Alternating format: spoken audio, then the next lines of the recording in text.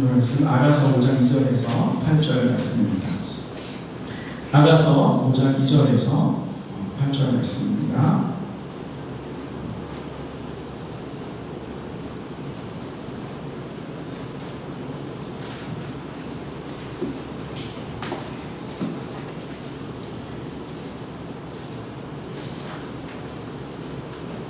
제가 한 절 읽고 여러분들이 한 절 읽고 교독하시도록 하겠습니다.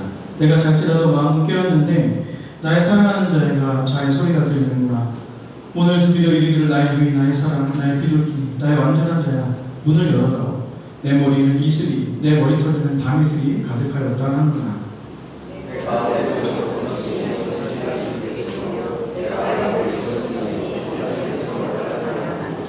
내 사랑하는 자가 문틈으로 손을 들이밀매 내 마음이 움직여서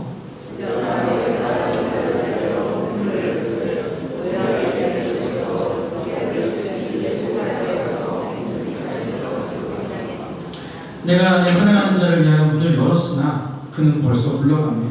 그가 말할 때에 내 혼이 나갔구나. 내가 그를 찾아도 못 만났고 불러도 응답이 없었노라.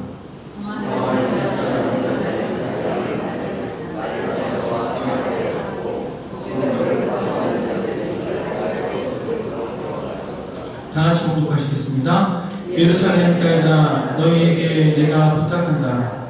너희가 내 사랑하는 자를 만나거든 내가 사랑으로 병이 났다고 하려니와. 아멘. 우리 사랑하는 선생님들 영화 좋아하시죠? 영화를 안 좋아하시는 분은 안 계실 것 같습니다. 다만 장르가 틀릴 뿐이죠. 그래서 공포 영화를 절대로 못 보시는 분도 계시고요.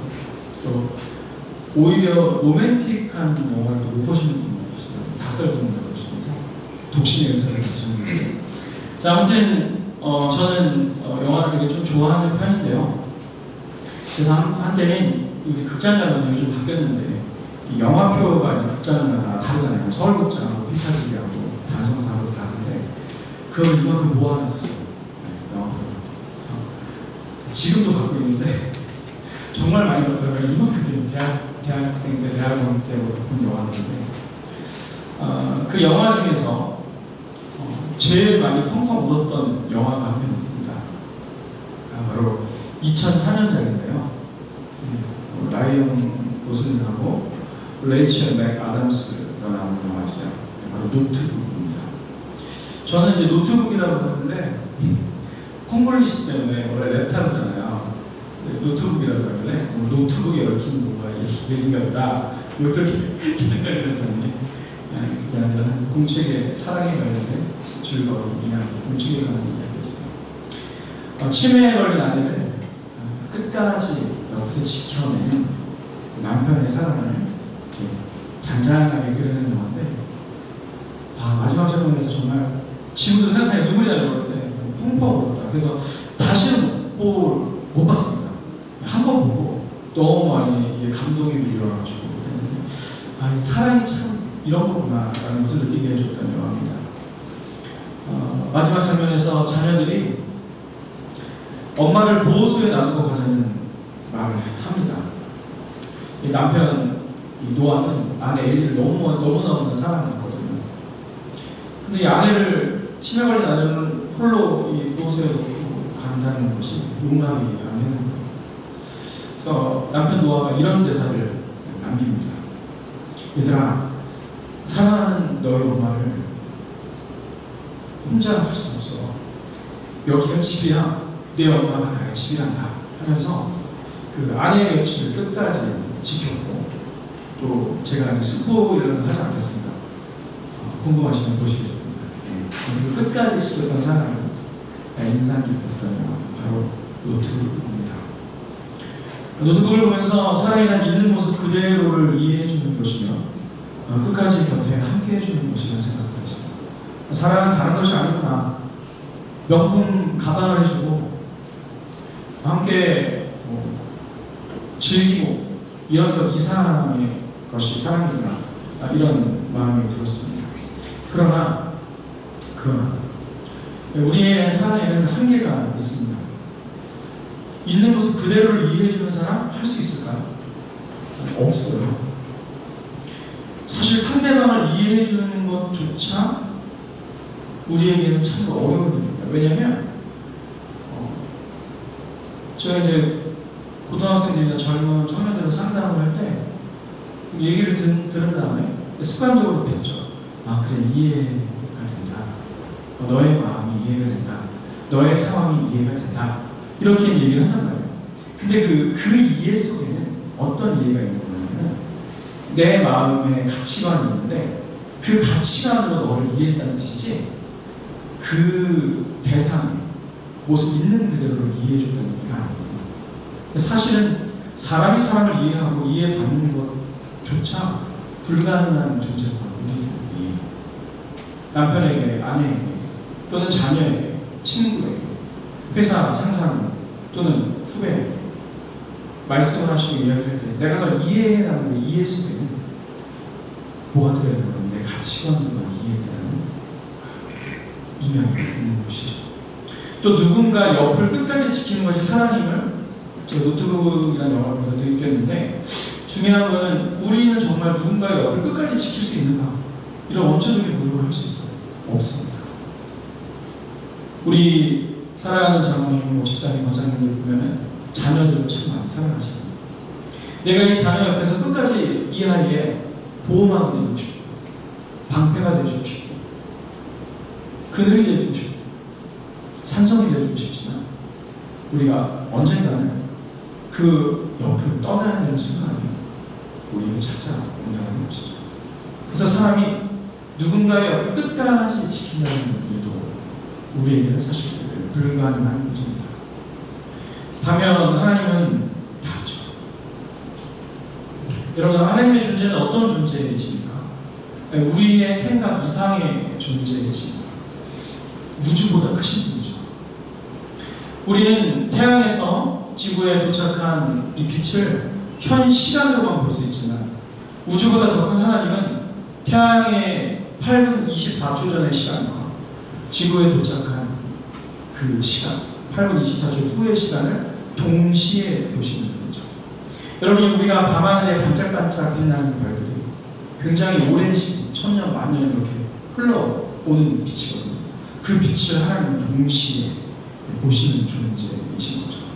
하나님은 우리의 이성과 우리의 과학과 우리의 이성의 유비보다 훨씬, 철학의 유비보다 훨씬 높으신 분이시죠. 그래서 그분은 우리를 사랑하실 때 있는 모습 그대로 이해해 주실 수 있는 분입니다. 그것도 죄된 우리의 모습까지. 그리고 마태복음 10장에 보니까 우리의 머리털까지 다 쓰시는 분이시고 시편 139편에 보니까 내가 어느 곳에 있든지 바다 끝에 가서 바라보시라 거기에서도 주님이 계시다 하시면서 우리 곁을 계속해서 지켜주시며 사랑해 줄 수 있는 분입니다. 우리 함께 에베소서 1장 4절에서 5절 말씀 보시겠습니다. 우리 뒤에 이제 말씀이 뜰 건데요. 그러면 안 뜨면 찾겠습니다. 에베소서 1장 4절에서 5절 말씀입니다. 함께 읽겠습니다. 곧 창세전에 그리스도 안에서 우리를 택하사 우리로 사랑 안에서 그 앞에 거룩하고 흠이 없게 하시려고 그 기쁘신 뜻대로 우리를 예정하사 예수 그리스도로 말미암아 자기의 아들들이 되게 하셨습니다. 여러분, 하나님의 사랑은 어떤 사랑이세요? 내가 믿었을 때, 얼마 전에 내가 믿었다면 얼마 전부터 우리를 사랑하신 사람도 아니요 심지어 태초부터 하신 사람도 아니라고 하나님의 말씀을 증거하고 있습니다. 언제부터 사랑하셨습니까? 창세전. 이 창세전이라는 뜻에는 그저 우리 지구가 만들어지고 에덴 동산이 만들어진 시점을 얘기한 것이 아니라 시간이 생기기 전, 영원이라는 뜻이죠. 왜냐하면 세상이 생기고 창세기가 시작되면서 시간이라는 개념이 생겼거든요. 그 이전에는 시간이 없죠. 영원하신 하나님의 존재이신 건데 바로 하나님이 우리를 영원 전부터 사랑하셨습니다. 시간 밖에 있으신 하나님은 영원 전부터 우리를 사랑하신 거죠. 이러한 하나님의 사랑을 아주 구체적으로 묘사하는 성경 가운데 하나가 바로 오늘 우리가 읽은 아가서입니다. 사실 이 아가서를 여러분들이 읽으시면 아시겠지만, 이미 읽었지만 우리가 구약 성경 통독을 통해서 이게 성경이 될 수 있을까? 이런 의문을 가질 수도 있는 성경이에요. 일단 제목부터가 그냥 한문으로 아가인데요. 영어로는 Song of Songs예요. 솔로몬의 노래들 중에 노래다. 그러니까 최고의 노래라는 뜻이죠. 아주 그렇습니다. 그래서 이 솔로몬의 노래인데 이게 성경이 될 수 있을까? 이런 의구심이 들죠. 그렇죠. 그리고 여러분 이 아가서는요, 가만히 들여다보면은 이 화자가 누군지 잘 몰라요.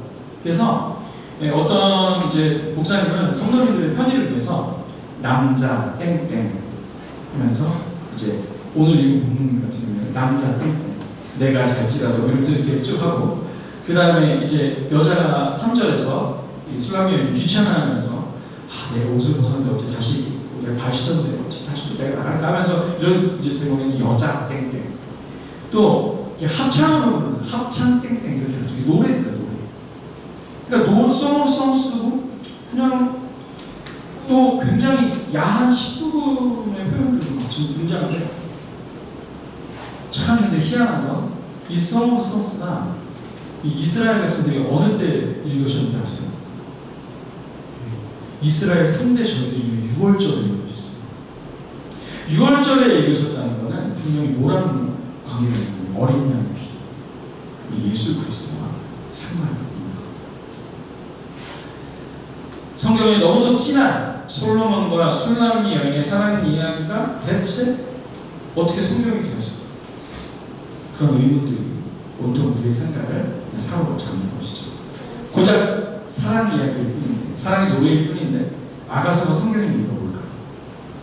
첫 번째는 저자가 하나님, 기자가 솔로몬이라는 이유입니다. 여러분 이 성경은요, 물론 뭐 모세니 바울이니 다윗이니 솔로몬이 하는 이 저자라고, 우리가 소위 저자라고 얘기하는 사람들이 있어요. 근데 사실 저자가 아니에요. 성경의 저자는 누구십니까? 디모데후서 3장 16절에 보는 것처럼 하나님이시죠. 하나님이 저자시고, 그러면 그 수많은 한 40여 명 될 것 같은데 그 수많은 그 저자라고 부르는 사람들은 사실 엄밀하게 따지면 성경은 기자예요. 기자. 기록자라는 뜻입니다. 그래서 여러분 이 자유주의시나 하나님의 그 어떤 신비와 하나님의 이 성경의 영감을 부인하는 사람들은요, 다 저자라는 표현을 되게 쓰기 좋아요. 저자. 근데 물론 이제 우리 바른 모수신학을 갖고 계신 분들도 저자라는 표현을 쓰시기도 하지만 그분은 그런 의미로 쓰시도 않습니다. 아무튼 저자 하나님, 기록자 사람이 있다는 것이죠. 1600여 년 동안 수십 명의 기록자들을 통해서 하나님의 감동으로 기록된 것이죠. 예를 들면 창세기, 출애굽기, 레위기, 신명기 중에서 모세는 창세기를 보지 못했죠. 이것은 온전히 이 모세국경이 모세가 기록한 것인데, 이것은 온전히 하나님의 감동으로 쓰여진 것이죠. 물론 이제 신학적인 입장 중에서 이스라엘 사람들은 머리가 좋으신 거죠. 랍비들이 구약 성경을 다 외우고요. 사실 17세기만 해도 칼빈 이런 분들은 성경을 거의 다 외웠어요. 통째로. 굉장히 머리가 좋으신 거죠. 머리가 좋고 하나님을 사모했던 것이죠. 우리나라에도 성경을 처음부터 끝까지 외우시는 분이 옛날에 진기명기 같은 데 나오셨는데 한 분 계시더라고요. 근데 아무튼 이렇게 해서 아브라함의 가정문서로 남겨있던 9점을 받아 적은 거다, 이런 입장도 있지만 분명한 것은 성경은 하나님의 감동, 하나님께서 저자가 되신 것이죠. 오랜 세월 그 수많은 사람들이 성경을 기록했음에도 불구하고 성경의 스토리는 하나입니다. 바로 하나님의 창조와 구원, 그리고 메시아 예수 그리스도, 이 한 이야기인 것이죠. 물론 거기는 다양한 우리의 삶의 정황들, 또 우리의 삶이 어떻게 살아갈 것인가에 대한 길들도 제시해주고 방법들도 제시해주지만은 그 중심에는 누가 있느냐? 하나님의 창조와 구원, 그리고 예수 그리스도, 하나님 나라가 거기에 있다는 것이죠. 그래서 스토리가 하나, 참 희한합니다. 오늘 아가서도요, 솔로몬의 사랑 노래인 줄만 알았는데 이곳에 예수 그리스도께서 있습니다. 여러분 만약에 저 자유주의자들처럼 성경이 사람이 전하라면 우리는 지금 66권에 사람이 쓴 책을 믿고 있는 거예요. 그럼 성경이 될 수가 없죠. 하나님께서 영감하셔서 기록하게 하셨습니다. 우리는 성경을 늘 이야기할 때 뭐라고 해요? 우리 성경을 따라가면 하나님 말씀 습관적으로 얘기하잖아요. 그렇습니다. 하나님 말씀이죠. 은연중 우리는 성경의 저자가 하나님이시다라는 것을 인정하고 있는 것입니다. 오늘 아가서도 마찬가지입니다. 겉표면적으로는 솔로몬의 사랑 이야기처럼 보입니다. 하지만 너무나 놀랍게도 이 아가서는 신랑 되신 예수님과 신부된 교회의 사랑 이야기의 예표입니다. 지난주에 서정원 목사님께서 말씀하셨던 모형 타이포로지 예표인 것이죠. 그래서 모형론으로 이 말씀을 해석을 해야만 맞지, 만약에 그냥 그대로 있는 그대로 사랑 이야기만 나오면 이건 사실 성경이 될 수는 없는 것이죠. 그 안에 하나님께서 숨겨두신 예수님의 그 포시로가 있는 거죠. 예를 들면 잠언의 8장에 지혜가 나옵니다. 여러분, 이 지혜는 뭘까요? 잠언에 나오는 지혜, 특히 8장에 나오는 지혜는 뭘까요? 바로 예수님, 적어도 말씀의 권위를 뜻합니다. 구약은 특히 오실 예수님의 모형들, 실체의 그림자가 많기 때문에 그림자를 찾는 것이 중요합니다. 근데 여러분 그냥 막 찾으시면 안 돼요. 이것도 그림자고 이것도 그림자고 이것도 그림자고 이렇게 하시면 안 돼요. 뭐 좋은 책 중에 하나는 스티븐 그레이다니스의 구약의 그리스도. 이 정도 책 읽으시면 구약의 그리스도께서 어떻게 모형으로 드러나셨는가 이렇게 공부를 하실 수 있는데 구약 만약에 잠언의 지혜, 그럼 이 지혜가 무엇이 뭐냐 했을 때 우리 잠언 8장 22절에서 31절 보시면 여호와께서 그 조화의 시작 그 태초에 일하시기 전에 나를 가지셨습니다. 만세전부터 태초부터 땅이 생기기 전에 내가 세월을 받았나니 하면서 지혜가 얘기를 해요. 그런데 30절에 뭐라고 해요? 내가 그의 곁에 있어서 창조자가 되어 날마다 그의 기뻐하신 바가 되었으니 그 앞에 즐거워했습니다. 어때요? 이 말씀 딱 만나시니까 어디로 가게 되십니까? 생각해요. 요한복음 1장 1절에서 3절로 쫙 가시죠. 요한복음 1절에서 3절에서 예수님께서 어떤 분이세요? 태초에 말씀이 계십니다.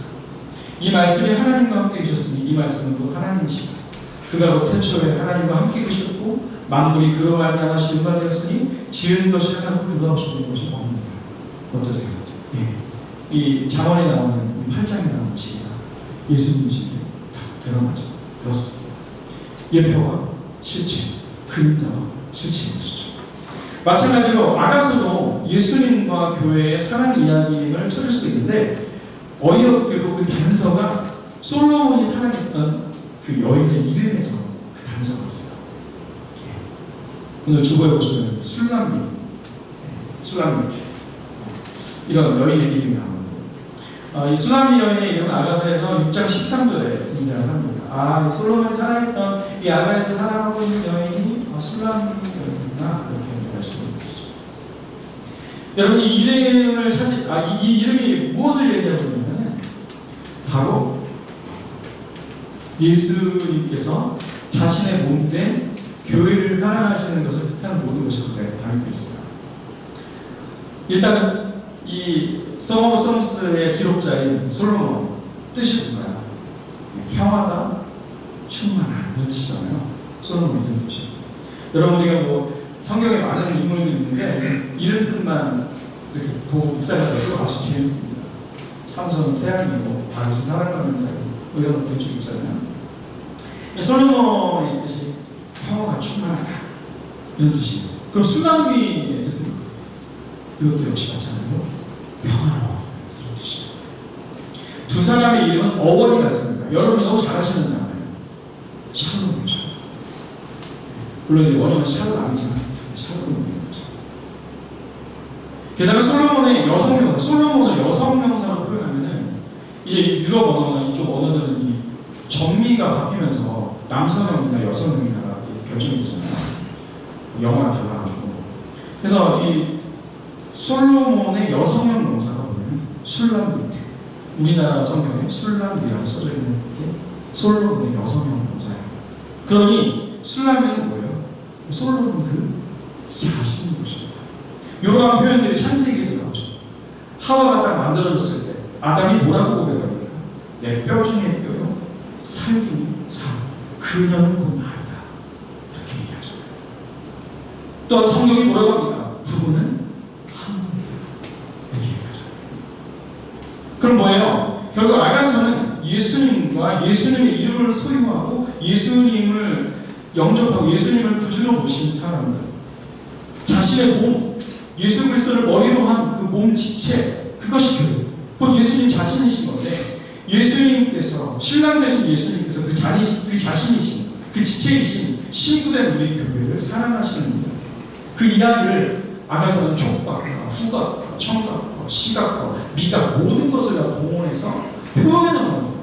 그러니까 여러분 아가서를 보실 때 겉에 드러난 솔로몬의 사랑 이야기, 성수를 보지 마시고, 솔로몬이라는 인증 표현이 예수님이고 신랑이고 우리 교회입니다 라고 하는 시각을 보시고 다시 한번 성경을 들여다보시면 이게 그렇게 은혜가 될 수 없어요. 정말 너무나 크신 사랑으로 우리를 사랑하십니다. 아가서에서 가장 많이 나오는 단어가 사랑이에요. 그리고 두 번째는 신부예요.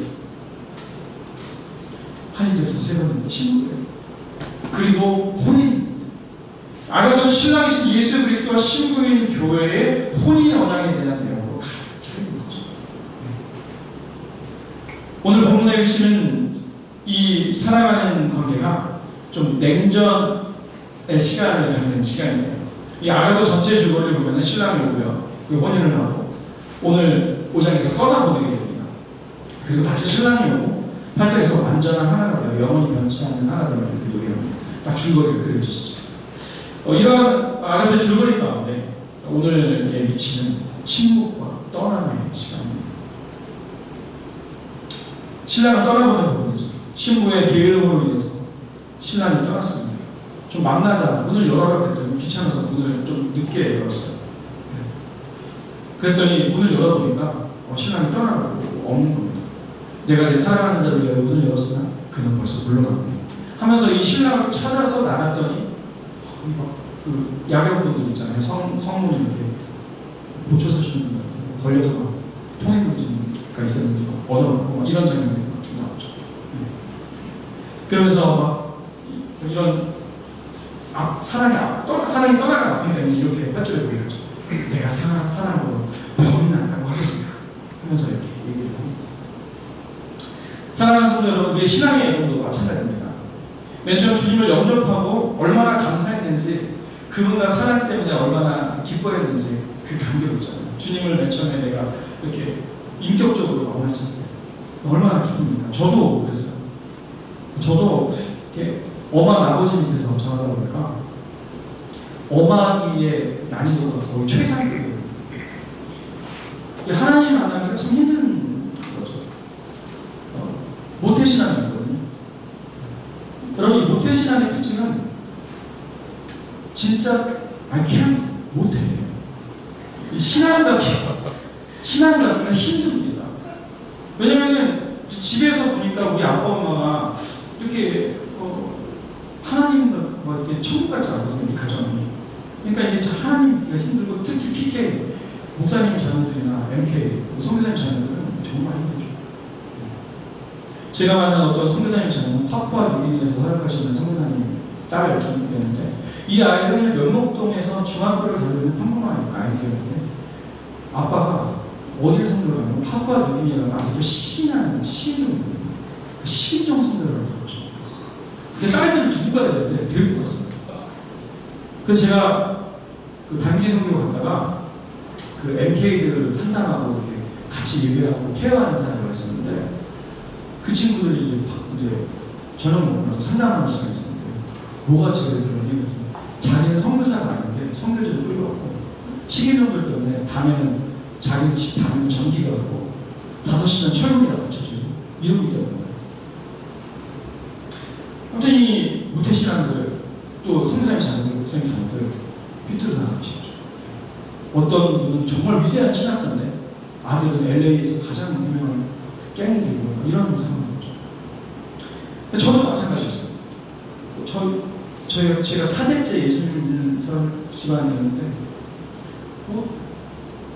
도저히 믿어지지 않았죠. 근데 중학교 3학년 겨울세련에 어느 날 인격적으로 주님이 다가오셨는데 그 신비를 말을 할 수가 없는 거죠.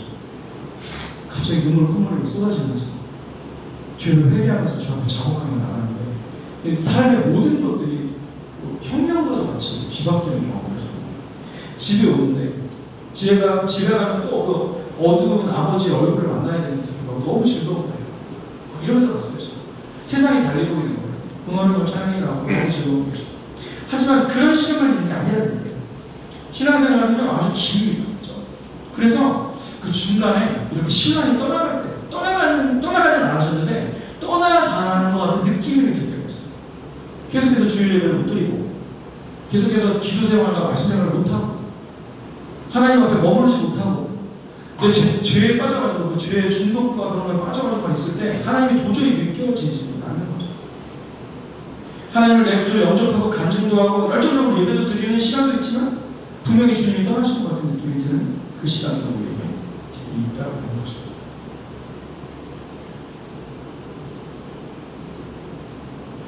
창세기에 이제 아브라함을 하나님이 찾아오셨어요. 내가 내 자손을 하늘을 걸어쳐 떠올리면서 천하만을 보기 받고 막 이렇게 예언하신 뒤에 몇 년 뒤에 나타나시냐면 13년 뒤에 나타날 때가 있어요. 성경 구절에.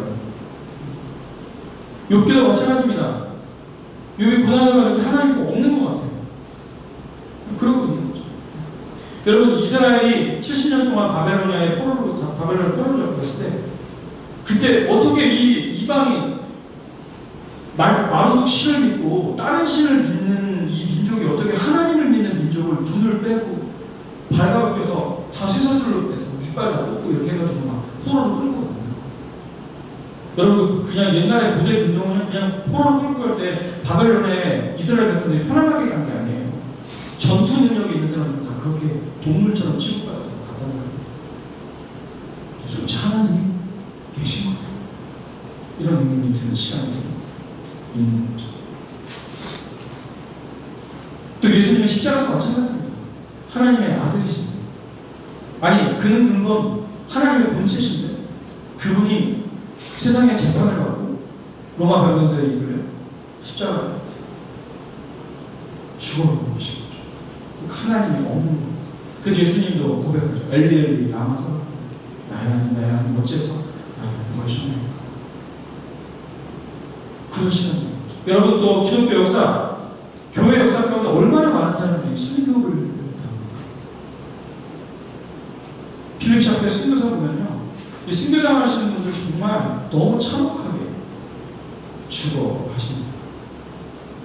차라리 일찍 죽는 게 나을 정도로 그렇게 고통스럽게 기독교인들을 죽이는 것이죠.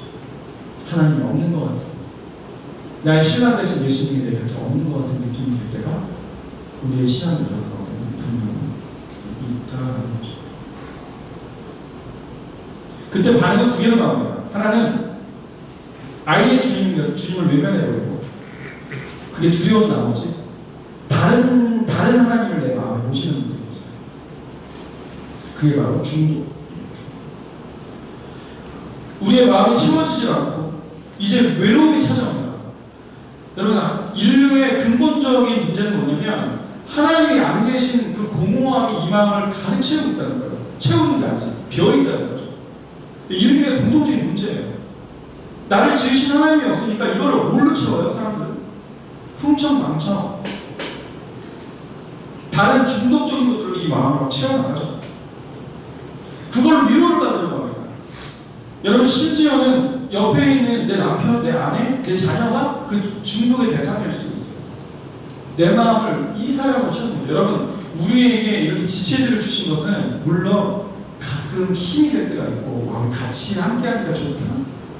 그거 맞습니다. 근데 궁극적으로는 내 마음을 못 채우거든요. 왜 못 채울까요? 우리 마음의 크기 때문에. 마음의 크기 생각해 보셨어요? 여러분, 우리의 마음의 크기는 엄청 큽니다. 지금 설교를 들으면서도 머릿속으로 일본을 가볼 수 있습니다. 머릿속으로 에펠탑으로부터 갈 수 있는 게 우리 마음이에요. 여러분, 너무 상대편에 집중하지 않고 핸드폰을 보잖아요. 얘기를 할 때. 그러면 우리의 마음이 그 핸드폰을 통해서 전 세상으로 갈 수 있어요. 그러니까 우리 마음의 크기가 엄청 큽니다. 눈을 감고 생각을 하면 그 생각이 계속해서 뻗어나갈 수 있는 그런 크기를 보겠죠. 그 누가 채워야 돼요? 우리의 마음의 크기가 우주만큼 크기 때문에 우주만큼 크신 분이 여기에 채우지 않으면 우리는 늘 공허한 거예요. 이 타깃한 갈망과 목마름 때문에 다른 걸로 막 채우려고 해요. 이성으로 채우려고 하고 남성과 여성으로 채우려고 하고 성중독이죠. 또 다른 약물로 막 채우려고 하고 근데 채워지지 않는 거예요. 그것이 깨었을 때 다시 공허한 나를 발견하게 되니까 다시 또 거기로 가는 겁니다. 이게 뭐예요? 하나님을 떠나고 예수님을 떠나는 거예요. 인류도 있어요. 근데 여러분 단언컨대 하나님 외에 다른 것들로는 우리 마음이 채워지지 않습니다. 우리가 신앙생활하면서 왜 이렇게 공허하지? 그 이유는 하나님이 내 마음을 채워주셔야 됩니다. 그게 안 돼서 그래요. 또 다른 반응은 뭐냐면 하나님이 떠난 것 같은 느낌일 때 다른 반응은 뭐냐면 아예 그 떠난 상태를 자포자기해 버리는 거죠. 그리고 이게 무슨 의미가 있나 하면서 점점 허무함에 빠져들게 되는 거죠. 그래서 교회를 막 의무적으로 다니는 거예요. 아무런 느낌도 없이 찬송 드리고 이런 영적 침체의 상황이 몰려오는 거예요. 그래도 이건 나아요. 주님 앞에 머물러 있으면 노력을 많이 했습니다. 그렇습니다. 근데 중요한 사실은 우리 성도들이 그러한 느낌이 드는 것 뿐이지 하나님께서 택하신 사람, 하나님을 사랑하는 자녀들은 그건 한 번도 우리 교체는 떠나신 적이 없다는 사실. 침묵하실 때도 그분은 우리와 함께 하시고 우리가 포로로 끌려갔을 때도 그분은 우리와 함께 하시고 우리의 사업이 망했을 때도 우리의 인간관계가 흐트러졌을 때도 우리의 신앙이 완전히 망가져서 영적 침체에 빠졌을 때도 내가 중독에 걸려서 헤어나오지 못할 때도 하나님은 우리와 함께 하십니다. 잠잠히 기다리고 계시는 거죠. 끊임없이 설득하는 거죠. 그 상황을 통해서 자라나기를 원하시는 거죠. 하나님의 자녀답게 하나님께서 주신 그리스도인이라는 제사장이라는 왕같은 제사장이라는 또 우리 보고 어제 새벽 말씀에 제가 전했지만 성전이라는 그 명예로운 신분답게 우리를 세우고 나가시려고 그 침묵의 시간 동안 하나님이 없는 것 같은 느낌의 시간 동안 계속해서 우리를 잘하게 하시는 겁니다.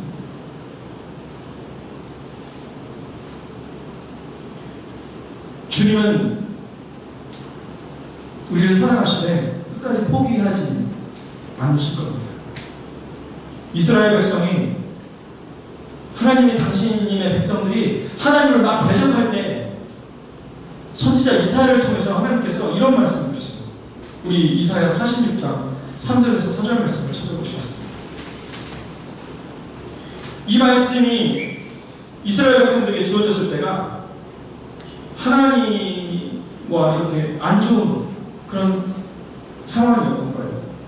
형식적인 예배, 주님을 배역하고 가나안의 신들을 더 숭배하고 이런 시간이거든요. 근데 하나님 이렇게 말씀하시는 겁니다. 우리 다 같이 읽겠습니다. 시작.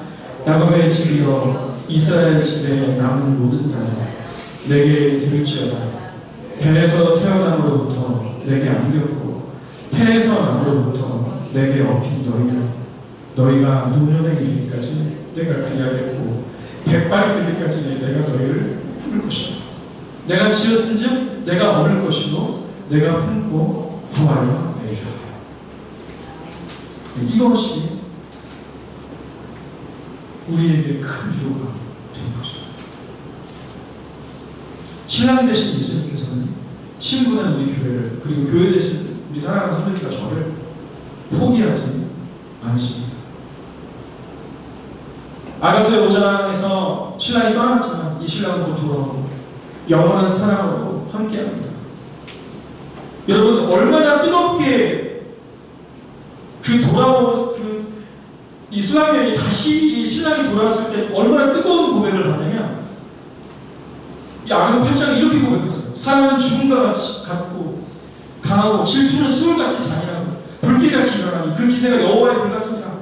많은 물로 이 사람을 끄지 못하겠고 홍수라도 삼키지 못하나니 사람이 그의 온갖 산을 주고 사람과 바꾸려 할지라도 오히려 멸시를 받는다. 신랑 되신 예수 그리스도께서 죄악 가운데 있는 백성들을 구원하시기 위해서 자신의 모든 것을 들여 살아가시죠. 그렇게 살아가시죠. 그 사랑은 끝까지 변치 않고 우리를 사랑하십니다. 하나님 오늘도 오늘 말씀을 통해서 신부된 우리에게 말씀하십니다. 지금 너의 그 상태가 너의 전부가 아니라, 그리고 내가 거기서 너를 떠난 것이 아니라 내가 떠난 너의 죄악의 자리에서도, 너의 침체의 자리에서도, 너의 마음의 자리에서도 내가 너와 함께 하였다. 너를 포기하지 않는다 라고 말씀하고 계시는 것입니다. 어떤 목사님께서 이런 하나님의 사랑을 비유로 얘기할 때 이 아메리카 원주민 중에서 이제 나바호족이라고 있는데, 이 나바호족의 성인식을 들어서 하나님의 사랑을 표현을 했습니다. 이 나바호족은 이제 성인이 될 나이가 되면은 아들을 데리고서는 온갖 짐승 그리고 무서운 위협이 있는 계곡으로 데리고 가요. 그리고 그 아이를 혼자 놔두고 밤새 혼자 내버려둡니다. 밤이 지셀 때까지 그 계곡에서 동물 울음소리 듣고 동물의 위협을 받으면서 하룻밤을 지내면 내가 성인이 되었다 하고 인정하는 게 나바호족의 성인식입니다. 근데 이 아이가 아침이 됐을 때 너무 놀라운 사실을 하나 발견합니다. 이게 뭐냐면 저기 근처에 풀숲 속에 아빠가 숨어있었던 거예요. 아빠의 모습이 활을 들고 이렇게 계신 거예요. 밤새 아들 곁에서 지키시는 거죠. 그리고 이 아들을 죽이려는 위협이 나타나는 내가 화살이 났다. 이 아들을 보호하겠다. 이게 나바호족의 성인식입니다. 우리 하나님이 이 아버지와 같으시는 거예요. 그 밤에 아무도 없는 것 같은 칠흑 같은 밤, 내가 버려졌구나라고 생각하는 밤에 아빠는 곁에서 나를 지키시고 오시는 거죠. 근데 여러분, 저는요 거기서 한 걸음 더 나가서 우리 하나님의 사랑은 그보다 더 큰 사랑이죠. 그리고 더 완벽한 사랑이죠. 인간 아빠가 지키려고 할지라도 화살이 빗나갈 수 있습니다. 인간 아빠도 다른 동물에게 당할 수 있죠. 연약합니다. 근데 우리 하나님은 어떠세요? 우리 하나님을 지키신, 우리 하나님을 사랑하신, 우리 신랑 되신 예수 그리스도께서 교회를 사랑하신 그 사랑은 견고하죠. 여러분, 요한계시록이 우리에게 위로를 주는 것은 왜 그래요? 요한계시록이 우리를 위협하는 성경입니까? 그렇지 않죠. 거기는 무시무시한 표현들이 다 나오고 종말에 대한 표현들이 나오지만 결국에 뭐예요? 이 종말 때에도 예수 그리스도의 자녀들, 예수님의 신부된 교회를 내가 지키리라고 하는 그 격려와 위로, 파이팅의 말씀, 요한계시록이죠. 내가 너희를 끝까지 지키리라. 심판관으로 음력으로 내 자녀가 아닌 자들이지, 내 자녀는 너희는 끝까지 지킬 거다 라고 말씀하시는 겁니다. 결론입니다. 여러분, 오늘 이 하나님의 크신 사랑, 이 놀라우신 사랑을, 두근두근한 사랑을 회복하시는, 또 내가 실패 가운데 있을지라도 하나님으로 말미암아 안정감을 유지하시려면 우리가 무엇인가 하나를 좀 바꿔야 되는데, 그 하나를 좀 도전하려고 합니다. 바로 그 하나는, 첫 번째는 주님과의 교제를 위해서 성경 읽기의 방향을 조금 이렇게 여러 방향으로 읽으시면 좋지만 좀 방향을 좀 정하셨으면 좋겠어요. 무슨 방향이냐면, 성경을 읽으시면서 대부분 요즘에 많은 크리스천들이, 우리 교회는 안 그렇지만 많은 크리스천들이 이거 가지고 이제 어떻게 처세를 할 것이냐, 이 말씀을 어떻게 실용적으로 유용하게 쓸 것이냐에 집중이 되는데, 여러분, 그런 성경들이 물론 오케이, 좋습니다. 왜냐하면 성경을 바탕으로 하는 거니까, 주의 말씀은 내 발에 드는 내게 빛이니까. 근데 우리가 더 궁극적으로 가야 되지 않겠습니까? 우리가 성경 통독하고 성경 읽기를 할 때 이제 하나님의 말씀을 통해 뭐에 집중하셔야 되냐면 하나님이 나를 얼마나 많이 사랑하실까, 그거에 집중되는 것입니다. 나를 위해 하신 일, 나를 사랑하시는 성품, 나를 사랑하시는 분의 속성, 그 사랑하는 대상, 신랑이신 그분에 대한 관심을 가지고 읽어보세요. 그러면 성경이 새롭게 다가오고, 야, 사랑하셨구나, 내 신랑이시구나, 나를 끝까지 지키시는구나, 그 사랑이 되시는 거죠. 여러분, 그렇게 할 때 우리가 외롭지 않습니다. 여러분, 세상은 우리를 버릴 때가 있고, 세상은 우리를 판단하고요, 있는 것을 그대로 이해해 줄 수 없는 세상이잖아요. 우리가 하나님의 말씀을 읽기 시작할 때, 그분과의 깊은 교제로 나아갈 때, 하나님의 사랑에 집중해서 읽을 때, 하나님이 나를 위해 하신 일에 집중할 때, 하나님께서 어떤 분이신지 알기 시작할 때, 우리 마음이 점점 안정감으로 가득 차게 되는 것을 보일 수 있어요. 한 달만 해보세요. 마음에 누구한테 인정받지 않아도 내 마음에 만족함이 이렇게 느껴지는 느낌이 느껴지실 겁니다. 왜냐하면 우리 지금도 누군가의 인정을 받기 위해 엄청 힘들어하고 있거든요. 또 하나님은 우리에게 그 일들을 통해서, 그 성경 일들을 통해서 우리의 사명을 깨닫게 하세요. 우리의 사명은 뭐예요? 성경은 내가 너를 사랑한다 해서 끝나지 않죠. 하나님이 나를 사랑하신다 해서 끝나지 않죠. 사랑을 듬뿍 받은 자들에게는 사명이 생겨요. 그 사랑을 흘려보는 사명입니다. 근데 하나님 우리에게 없는 것을 주라고 하지 않죠. 다만 하나님께서 우리에게 사랑을 듬뿍 부으시고 흘러 넘치는 사랑을 흘려보내려고 하는 겁니다. 그런 사람이 뭐를 할 수 있습니까? 오늘 말씀 맨 처음에 얘기했던 그 사람이 할 수 있는 거예요. 하나님의 사랑으로 넘치는 사람이 내가 모자르면 옆에 있어주기도 힘들어요. 근데 내가 하나님의 사랑으로 넘치기 시작했어요. 그런 사랑하시는 하나님께 집중해서 말씀 읽기 시작하고 격언제가 시작했을 때, 그런 사람이 옆에 있을 수 있어요. 마음이 허하면 옆에 있어줄 수가 없습니다. 주님의 사랑으로 가득 찬 사람이 어렵고 힘든 이유, 교회 지체들 옆에서 얘기를 조용히 들어줄 수 있고, 공감해 줄 수 있고, 위로해 줄 수 있어요. 나마스테 닥터야라는 책에 보면 어떤 선교사님이, 미국인 선교사님인데 이제 의료 선교팀이에요, 네팔에. 근데 이제 지나가면서 한 간호사가 너무 힘든데, 밀려드는 뭐 환자, 또 다른 간호사의 관계 때문에 힘든데, 선교사님 지나가다가 괜찮아요? 힘내세요. 주님 사랑하십니다 하고 지나갔어요. 저 같은 사람이 있으면 위로가 하나도 안 됐을 것 같아요.